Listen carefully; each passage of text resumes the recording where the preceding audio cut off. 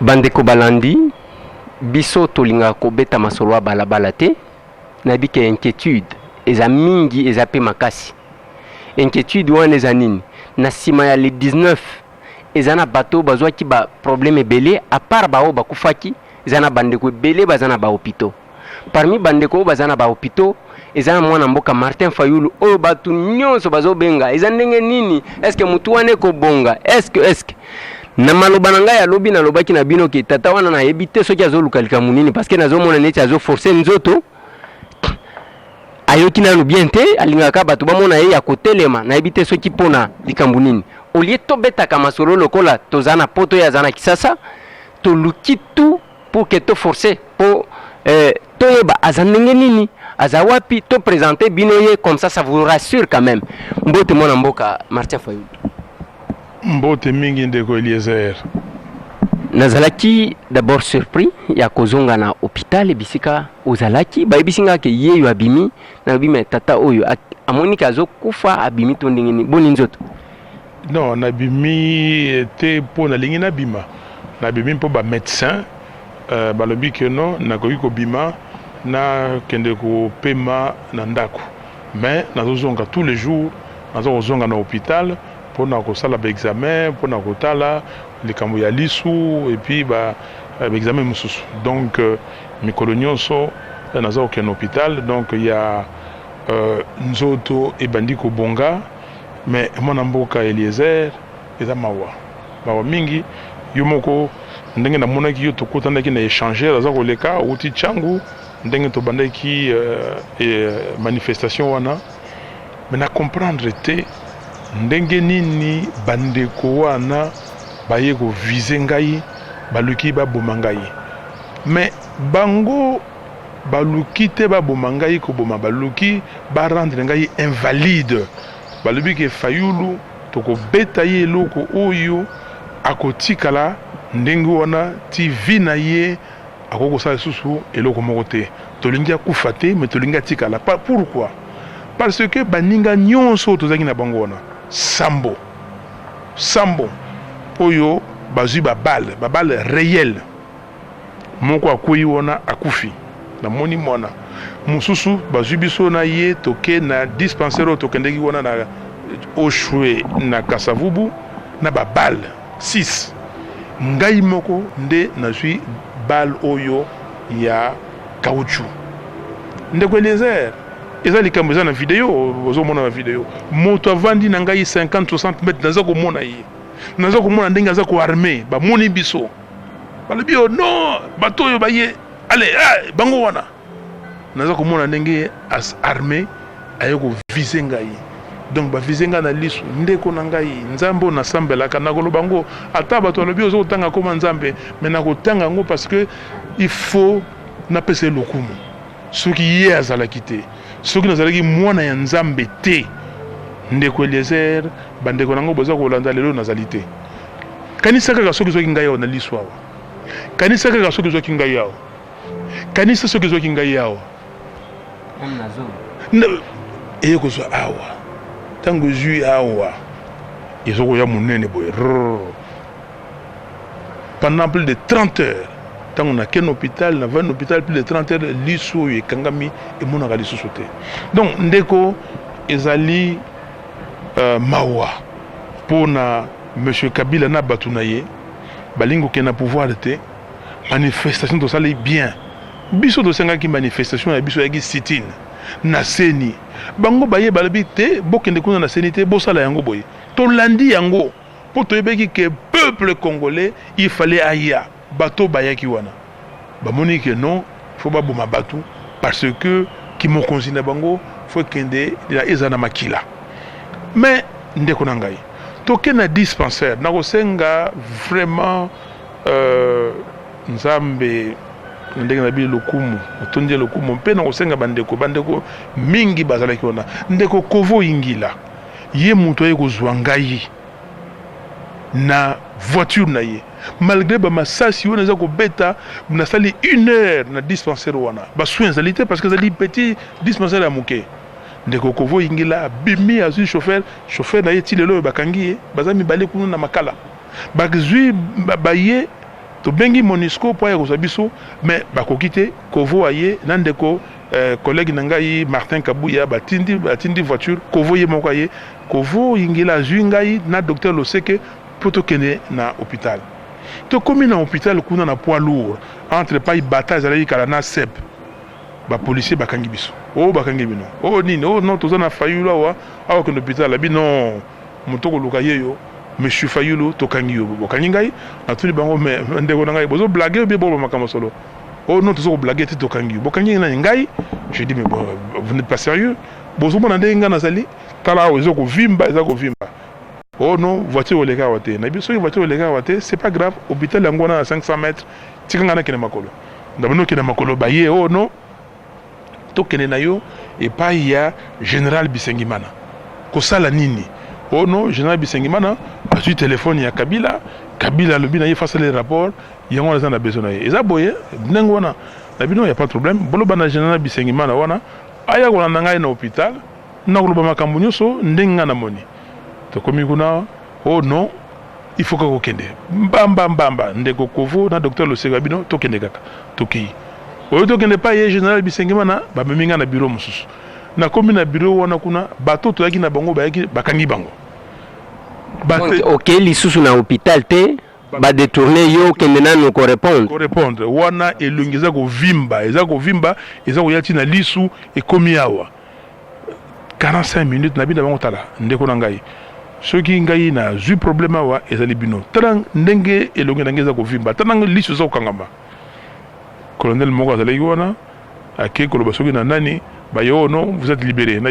qui est libéré parce que vous m'avez arrêté libéré de quoi na bina ngo ba libéré bateau yanga wana bazaki wana bateau yo ce sont les militants les gens qui étaient là nini baki na voiture fo bakumbanga na hôpital na bandeko mususu bazokaki bakangi bango alors na ken hôpital ndenge makambeleki mena sengi ndenge na lobaki liboso merci na nzambe mais ba médecin on ba sonaki ngai ba infirmière personnel médical vraiment na toni bango botondi parce que la prise en charge était bonne faut que le bayango la prise en charge était bonne siko nazali naza na repos mais naza komi bongama ndenge nazali aussi na kotisi mukanda na Assemblée nationale parce que comme je suis député pour voyager na session il faut autorisation de sortie alors autorisation on a si na sengi yango epa ya minaku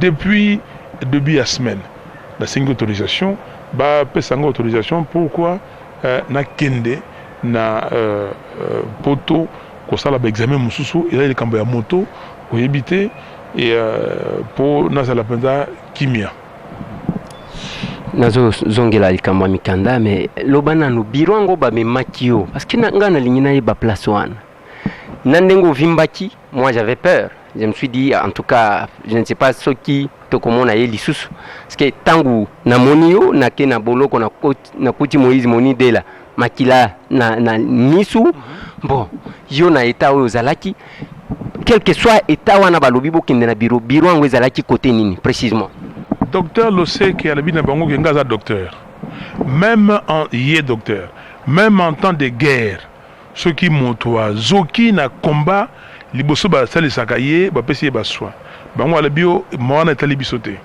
ba meminga na bureau na lobi na bango bureau bozo banga non en face de vous où vous parlez du peuple bureau ya général ezali kuda à bord dit OK tokei mais je ne veux parler qu'à lui pas à personne d'autre tozui ndenge tozeko na poids lourd to côté boulevard du 30 juin to comme le 24 novembre tozui gauche to comme na bureau oye babengaka bureau 2 en face ya IEC to côté droite na bi et comme sous ça voyez Bisengimana za na bureau awa non azape na bureau awa to leki deuxième parcelle to côté babengango renseignement ya police bisika bakangaki biso pe bakangaki bino ngona yango to bati biso wana na moni bana bavandi wale belé wana ba lingi batelenge sanga wana mais je leur ai dit écoutez nyonso bo sala ezali pamba ngala na bino esuki ngai nazali wa beaucoup kangai te parce que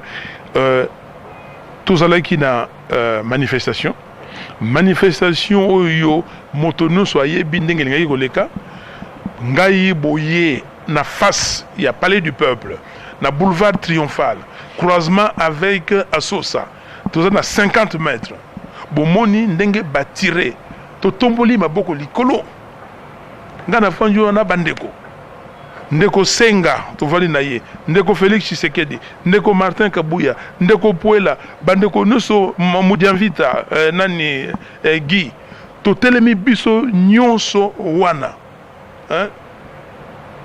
na bandeko mosusu ndeko Papi Nyango donc biso na ba militant bato nyonso toyaki wana totomboli maboko likolo tolobi moto a bougé te moto a kimate balobi oh non ils sont déterminés mais ils sont déterminés yoka na ba vidéo na bango oh ils sont déterminés ils sont décidés mais décider de quoi bato batomboli maboko likolo décider de faire quoi décider de continuer leur marche pas autre chose mais yango wana toko senga ndenge bomoni que te porter plainte wana mais il faut que na musika sengi communauté internationale il y a ça l'enquête to sengi madame Ben Souda atinda banqueter na ye parce que les loyo bato bandeko mususu to ça ndeko Jean Pierre Bemba asa na CPI baloba nini oh non ye azaki na Guadolite bato ne basali kuna basali makambo nini mais basamba alobi ki ya yebelo côté mais tala ndeko Bemba asa na CPI lilo mais banani yo bapesaki mitindo pour baya retirer ba balle wana en plastique pour ba tirer ba balle réelle sur les gens banani bapesaki mitindo pour pas perturber manifestation wana banani bapesi mitindo to vandi na butu au expédition punitive baya ko piller baya ko saccager ba parti politique na biso ndeko Eliezer j'ai dit aux gens moi le Dieu que j'ai pris c'est un Dieu puissant il est tellement puissant bakeko ndenge bazikisi bandeko mususu kuna Fonis MLP baye po baziki so ya biso ya SID oyebele ko lekaki oyebite nabite bakoziki ça pas voisin oh ba se tromper tokangami oya biso ya balobi allez pas ya fayu lango boka moto tango sikoyo baye ko réaliser que pas boka ki moto yango te bazui moto sikoyo ba boki ba fayu moto on ezongeli bango balobi rouler par terre rouler bazui sikoyo eloko ya pasi yango wana bandeko ya bano yo ba membre ya parti oyo bazalaki na kati kuna balalaka kuna sikoyo babandi ko sauter mibale ba sauter na côté ya liboso bazui bango ti lelo oyo toyebite epai bazali bazoko yebisa biso que basi babomi bango tozoko luka tozoko sala banquette topesi kombo na MONUSCO ti sikoyo toyebite parce que bato yo baza pembeni na bino bakangaki bango babika ba témoin gênant bamonaki makambo nyonso ndenge za koleka toyoki que moto moko balobi ka soki mokonzi soki ya parlement soki ya nani bato balobi yango za na ba vidéo ayaki on abi que fobo sala et yoma awa. Est-ce que c'est normal? Est-ce que nous sommes dans un pays de droit? Est-ce que nous sommes dans un pays où on peut considérer que moto mosusu akoki koloba makambo oyo akanisi ndenge mosusu par rapport à yo? Est-ce que vraiment passion ba congolais baza komona collier ezalité misala ezalité bon plutôt ya malamu ezalité mais est-ce que ceux qui peuple a revendiqué il faut ça non il faut bomayer mon mboka Martin Fayulu parce que namoni même lettre na habité ceux qui okendaki kosenga autorisation par président assemblée nationale ou bien okomeli des lettres ouvertes ou tozotanga en plus tango zolobaki ba témoignage bazolobaki bamonaki président toyokaki pe mwana mboka Frank Diongo alobi wana ki tozofunda nani obemina kwa ya chao est-ce que obemina kwa kolamuka ka epana ye pona kokende ko piloter même s'il voulait le faire akotinda bato te akokende ye moko na kati ya butu wana. Mais ndenge lobi ke ndeko Frank Diongo lobi mais yo ce qui bato bamoni bato balobi hein bato balobi le problème il y a l'être Nakomeli M. Minakou lettre d'indignation. Ça, c'est la 3e fois que j'écris à M. Minakou depuis que je suis au Parlement. Je lui ai écrit une première lettre, il n'a jamais répondu. Mais à Tangakango, on a Parlement en huis clos. Alors, il y a un peu sa réponse écrite, il n'a jamais répondu. Je lui ai adressé une 2e lettre, il n'a jamais répondu. Et là, maintenant, je lui adresse une 3e lettre, la lettre d'indignation. Indignation, pourquoi? Ndekonangaï, mon amboka. C'est congolais. C'est au Kakolaté. Pour le bâtir, oh non, c'est-à-dire que, boy, non, c'est congolais. Né à l'hôpital général de Kinshasa. Ok? Baptisé à l'église Sainte-Thérèse en 1957, janvier 57, à Njili. Je suis donc là et Yébani. Bon, Nathalie, député élu. Il y a aucun colaté. Mais, Bayeko Zouangaï, na bureau Nangaï, le 14 février, tout ça qu'on préparait journée ville morte, il y a le 16 février. Ba betinga na bata demiap. Ba meminga na demiap. Ba botoli voiture Nangaï, ti lelo yo. Mbongo Nangaï, ti lelo yo. Mikanda Nangaï, ti lelo yo. Ba chéquier Nangaï, ti lelo yo. Carte de crédit, ti lelo yo. Depuis février, les 14, ti lelo yo, ça fait combien de mois? Je n'ai pas de voiture. M. Minakou est président du Parlement. Moi, je suis parlementaire. Est-ce qu'il s'est interrogé? Est-ce qu'il a suivi? N'a porté plainte? Bah, Vandela Yango. Tileloy. Rien. Et M. Minakou n'a rien dit. Le jour où on m'avait enlevé là-bas la Demiap, la seule chose que Minakou a dit, tweet naïe. À 22h, mais j'étais déjà sorti 1 heure auparavant. Oh non, j'ai contacté le PGR, il sera libéré. Mais j'étais déjà libéré, il y a pression, Oyo et les gars qui ont. Non, il y a Kati, il y a code diplomatique, tout ça. Si Koyo, les loyo, Nathalie, président d'un parti politique, membre, il y a force acquise au changement, membre, il y a dynamique de l'opposition, président, il y a SID, membre, il y a rassemblement, membre fondateur. Tolobi Nabolembu Bonso Tokosala manifestation. Betingaï Massassi. Dans cette députée, il pouvait quand même dire que non. Il y a un collègue qui est à l'hôpital, qui a reçu des balles. Avant le temps de ma politique, Nathalie nous a député. Rien. Les députés n'a règlement intérieur. J'ai droit à quelque chose. Depuis que je suis à l'Assemblée nationale, à part l'indemnité, rien, soins médicaux, rien, tout zéro. Donc, soins médicaux, on a les bon. Moi, j'ai payé l'hôpital moi-même. Ok? Et merci aussi, Bandeko, avec la solidarité de mes frères et sœurs, des Congolaises et Congolais qui m'ont aidé, na foutu hôpital. Ok? Et na sengi merci mingi pour na baninga nyonso, na Bandeko nyonso, avec toute ma famille. Mais qu'est-ce que le président de l'Assemblée nationale fait? Rien. Rien. Kolobango na plénière, prochainement peut-être. À ta coup de fil, collègue Fayoulou, comment vous allez? Rien. Mais M. Minakou, qui les années avant, il m'appelait régulièrement pour tout le monde. M. Fayoulou, collègue Fayoulou, est-ce qu'on peut se voir? Je dis oui, on peut se voir, mais chez moi. Oh non, token hôtel du fleuve, je dis non. Oh, non, pas chez moi. Il l'appelait, on ne s'est jamais vu. Je suis jamais... parce que Nabi, je peux voir tout le monde. Si vous voulez me voir, venez me voir chez moi. Oh, mais Martin Fayoulou est quand même à président de l'Assemblée nationale.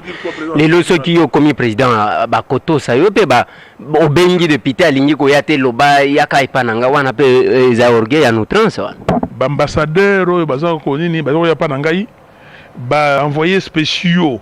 Au Bazako Wout, Namboka, Moussou, et États-Unis, Yanini, Bazako Talangaï et Painangaï.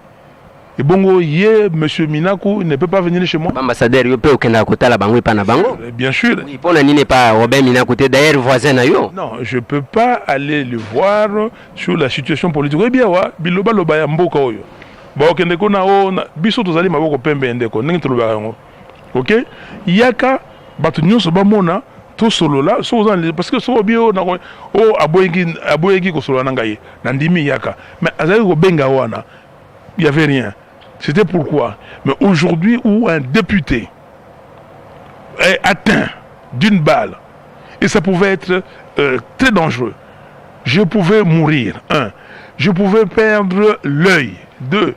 Et tout ça. Donc ceux qui nakufaki ndere ngako ya na gerbe de fleurs aye atie gerbe de fleurs abi que non aye pour nini. Donc il n'était pas content que je sois pas mort. Je pouvais perdre l'œil ngana zobanga parce que na ebongi pété yango na makila. Mais na makila mais l'œil yo même ba minganga ndeko Eliezer bazo comprendre té balobi ndenge nini parce que l'œil a saigné. On est rouge yo ndenge nini l'œil a saigné.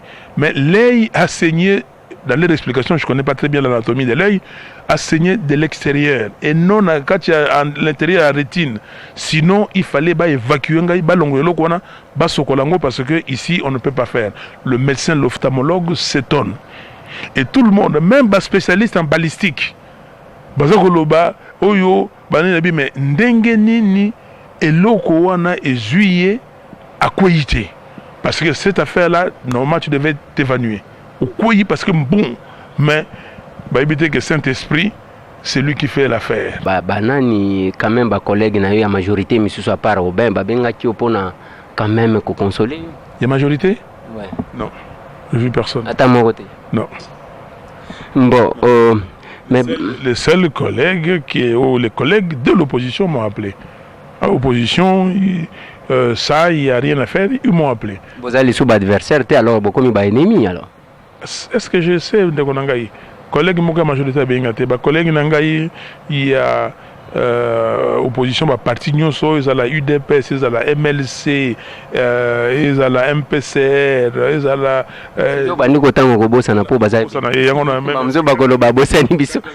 oui. Voilà. Mes collègues m'ont appelé et je les remercie. On a dit que c'est un collègue Kovo Ingela, il m'a amené à l'hôpital, il était à l'hôpital et avec Martin Kabouya et Naseng na Lobiango Lisusu avec Papi Nyango, Basali Moussala et puis Kolandela Bato Bakangi, Sikoyo et Logoza Nabiswawa, Bandeko, Tokotala, Bandeko Yobakufi. Ndeko Eliezer, Mwana Kolo Lopango, Yonangaï, le 19 janvier 2015. Semaine à 19 au 25. Yo motozi ko accompagner ngai partout. Tokene matete, tokene lemba, tokene pa ko luka bato ba kufela ki bana. Oui biango. Ban mbongo ba ko tinda na poto. Parce que nga zaki na makolomi balé na ko tambola bande ko tokendo kunda bato et tout ça. Mais miko yo ngai moko nazalaki kuna na hôpital. Mais siko na kosenga na solidarité ya ba congolais. Vraiment ba nini se fongwami nini ba situation pa yo kotina bongo boyebi poluka boye debiso poto kunda bandeko oyo bakei poto sale sa ba famille oyo etikali ezali kambo ya bana ya mboka ezali kambo ya biso toza kolela ya pasi. Mais la semaine à 19-25 janvier 2015 on a perdu des Congolais, des frères et sœurs Tobenga Bango ba martyr la démocratie.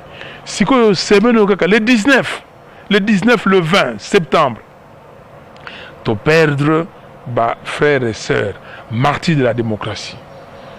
C'est pour cela to lobby que Nzambe ayebi. Tozo kende. Pression, la pression doit continuer. Le peuple congolais ne peut pas se reposer, ne peut pas dormir. Nous devons continuer la résistance jusqu'au 19. Le 19 décembre. Kaga 19.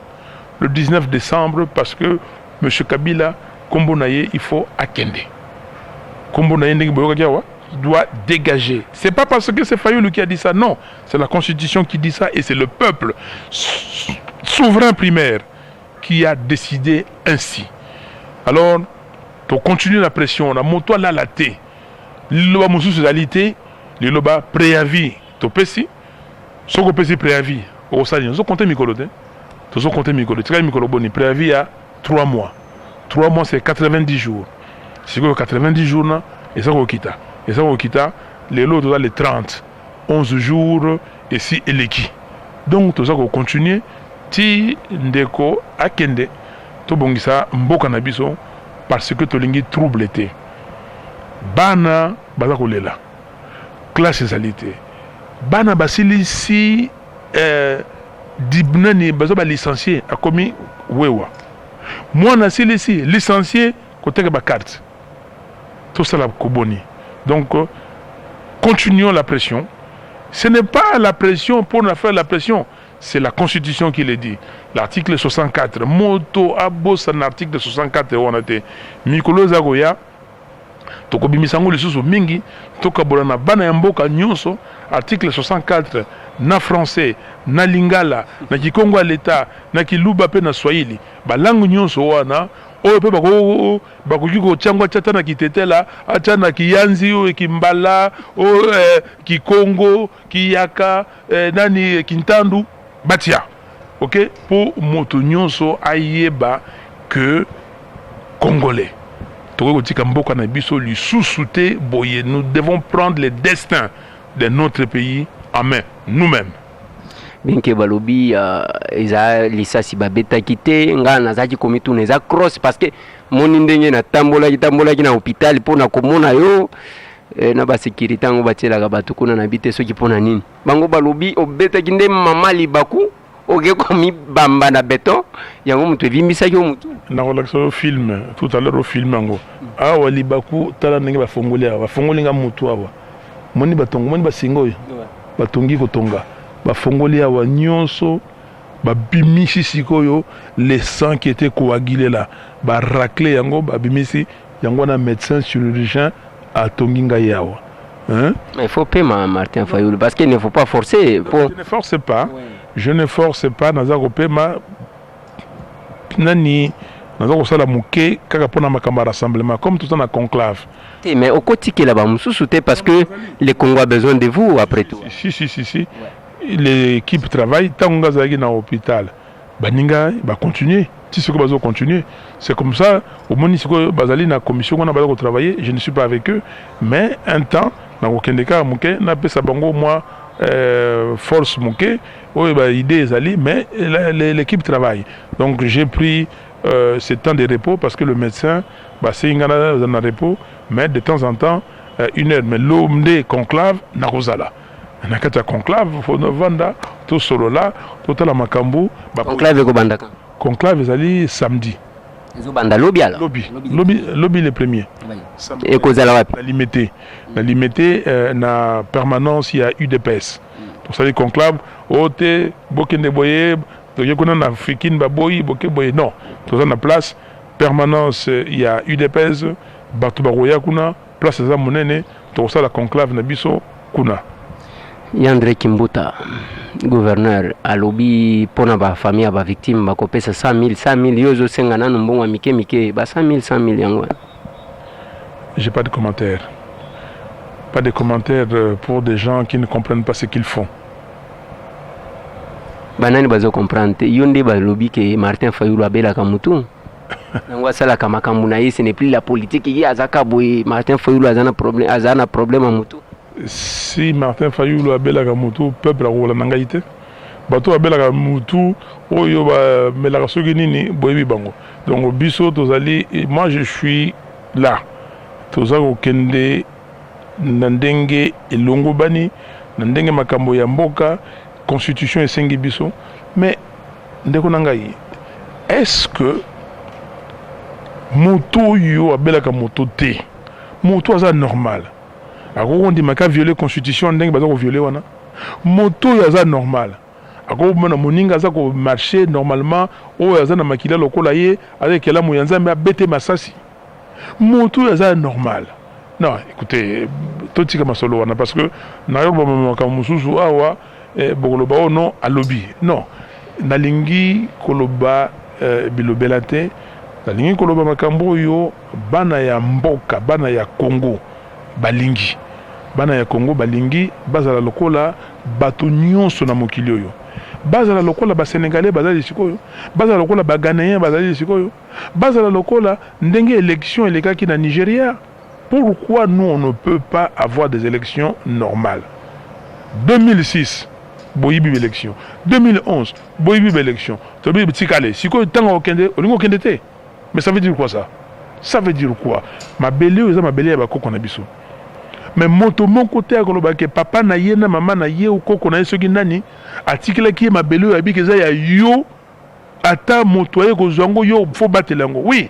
bakoko batekelaki biso babi kobatela mabele oyo mais biso nyonso mais bapesaki biso yango mpo na nini mpo totombola yango nayoki bandeko mosusu bakotanga komba Lumumba oyo eza na mawa ekopesanga mawa mais Lumumba soki lelo oyo epai ya nini akoki kolamuka amona ndenge mboka ezali est-ce que Lumumba akufaki mpo mboka ezala boye est-ce que liberté au Lumumba azali koloba ezali qu'est-ce que Lumumba a dit botika l'homme noir l'homme congolais libre bomona qu'est-ce qu'il peut faire est-ce que tout est en liberté awa est-ce que makambo yo Lumumba monaki passion Lumumba monaki na ba colon c'est pas ça ce que nous sommes en train de vivre ici bano baza ko boma bakufi pona nini po bango bakombo yebanité parce que bazoto sanzambe te Lumumba zaki politicien mais Kimbangu omoni mvuluzi apesa sa prophétie 4e président yinde mtu akokamba akomatisa mboka yango moni même bakimangiste na nkamba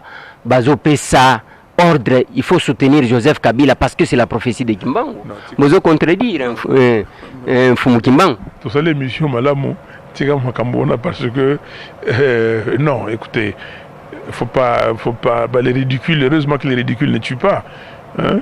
Heureusement que les ridicules ne tuent pas Congo yo ndenge zalia ozo monango nzela ezalité classe ezalité mai ezalité courant ezalité aucune infrastructure Beni allez voir ce qui se passe à Beni allez voir ici à Kanduka awa pembeni na Kisasa kende awa na Selembao na Kisasa awa na zaki na Bandundu ville bane kende ba commune mususa wana Kisasa est-ce que yango na ba le Congo va se développer avec monsieur Kabila vous vous moquez de qui?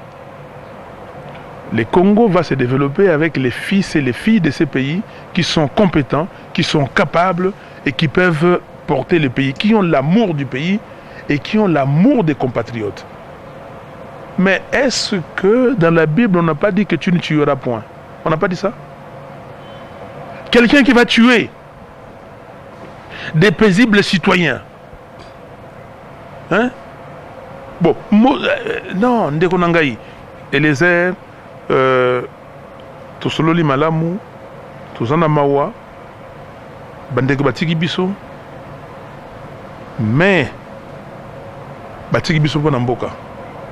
Ndenge toza koloba makambo ya Lumumba, akenda, atiki, mais si nous étions sérieux, pour la mémoire kaka ya Lumumba, on ne pouvait pas faire des choses comme ça.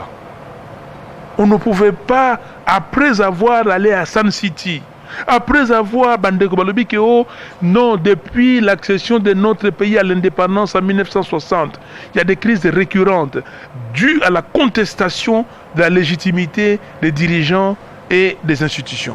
Légitimité. Bon, c'est quoi tout ça? Bah, poser constat wana.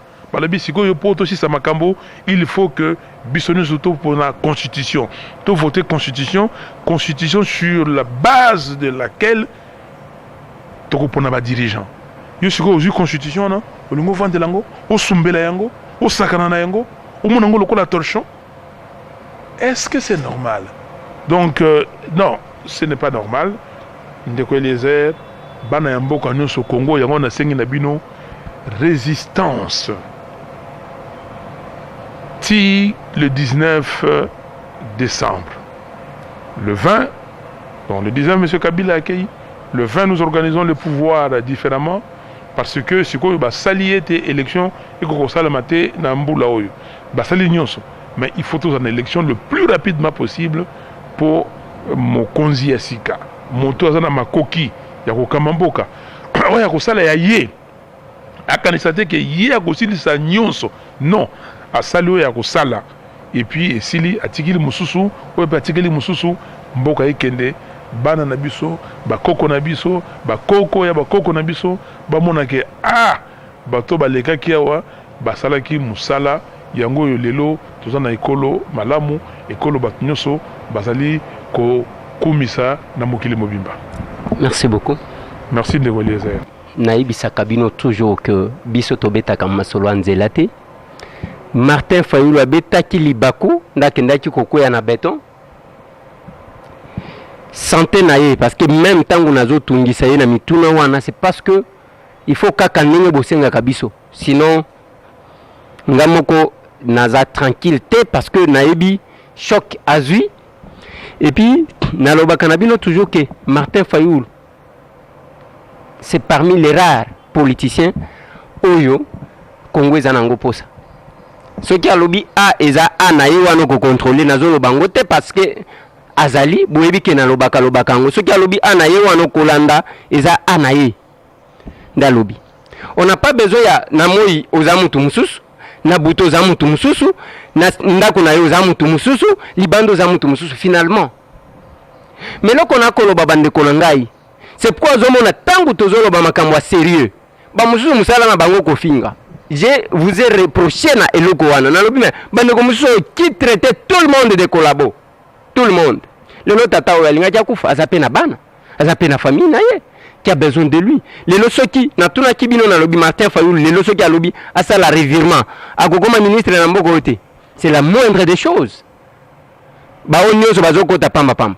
Bazokota parce que balingi il y a question de conscience. La même chose na tuna kina bino na lobi Tshisekedi. O bazo benga soki collabo d'accord ne bazo loba d'accord. Soki ne lo lobi avanda place ke wa vandi wana za la présidence Sénat. Akobana kolia mongo na epete. Ta ko beta lisolo te. Le Congo n'a pas besoin de makambo ndengwana. Na betela kibino ma solo ya ba Soudanais ndenge bakoti. L'histoire ne fait que se répéter. Les lona kasai wana bozo ka makambo kamwe na saputo yebite soki kosuka ndenge nini. Donc makambo za belé soki tozana ba spécialiste ya ko distraire bande kona bango. To benga bango ba combattant, to benga bango ba résistant, to benga bango ba patriote. Bo vanda ndenge na lobaka na bino bo vanda. Bo tikela bao ba bundaka ba bundela bino. Nous connaissons les leaders à rappeler les 19, les 20, les 21.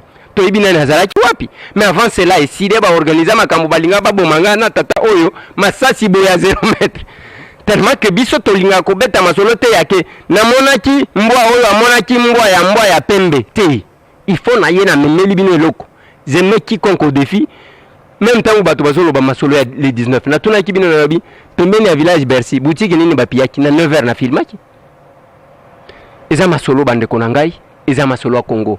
Mais nazoloba na bandeko bazo pesa. Na senga kibino bolimbi si pona tata o na lakisa kibino aliaki que grenade certainement grenade bomaki et panzaki mwana moko mais mwana za ya papa wana te. Mwana ya papa wana zwaki ka mwa pota ya mike papa wana memi bana lobi ke tokende na kende tozana médecin moko a traitaka ba soda na limité tokende a traiter bino nzoka nde papa wana yeko sa proprié bana apesi numéro ne ya téléphone.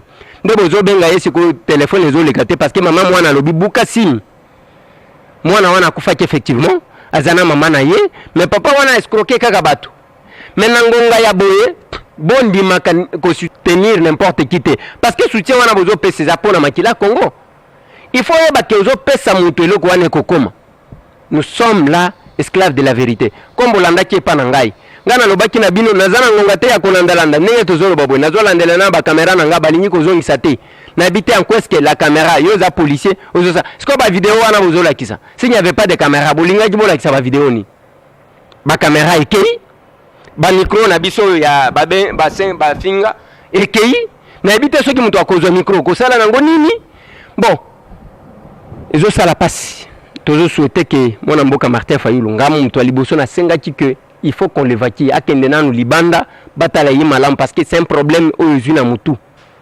Le Congo n'a pas besoin de perdre Batuloko là-bas Martin Fayulu. Bandi mabima libanda, n'habite. Avec la décision banonsa qui biso ke Moutou akobimate parce que otobimisa ki liboso vous sentez ce qu'il est devenu. Bon, asa député national, asa en pleine session parlementaire naie, ba accorder possibilité que ne se faire traiter. Bon la nenga zolo bawanate parce que ngana ibitata o alingaka ko se forcer. Ka côté ma soki ezalaka mutu mususu mbele ero famille esi tondi bazotala ki alinya kufa ezaka musala ndenge tosalaka parce que soki biso tosalite banani bakosalela bino botika la brancher o s'abonner na site ya na YouTube na tokomi wapi en 2 mots point d'interrogation mokili mobimba o s'abonner au bana kozwa ba vidéo ba information tout le temps au lieu que tolukaka ndenge ya ko partager les bino botika la brancher. Bonne guérison mon mboka ata soki oke ba conclave il faut yeba kenzo tezanzoto parce que Congo o tozana posa ya kobanda ko beta masolo te na sima il faut nanu osalela Congo nous savons que tout le monde a okufa un jour mais ba traiter yo nan ozwa mo repos ekozala malamu. Merci. Mais Yezu Masiya akufaki pona biso makila ya Yezu yango zo sokola biso repos ezali mais kobosa na Nzambe te Saint-Esprit azali donc tozo kende ye atambolaka liboso na biso yango na tango bal wana ezwi ya lebike oye ko na kolegisa na lakisaka kilembo mais c'est rien mwana mboka ndeko oyebi ke le 24 octobre 2011 ozalaki na poste babeta matraka obalabiki obotika kokufa kufa te nazali nakozana bino tokomona changement ya mboka. Merci mingi ndeko na ngai. Merci mais mutu nezaka moko lelo soki Kimbangu azongi atali Congo akokotela kanini lelo soki Lumumba azongi atali Congo akokotela kanini ezaka mutuna. Merci.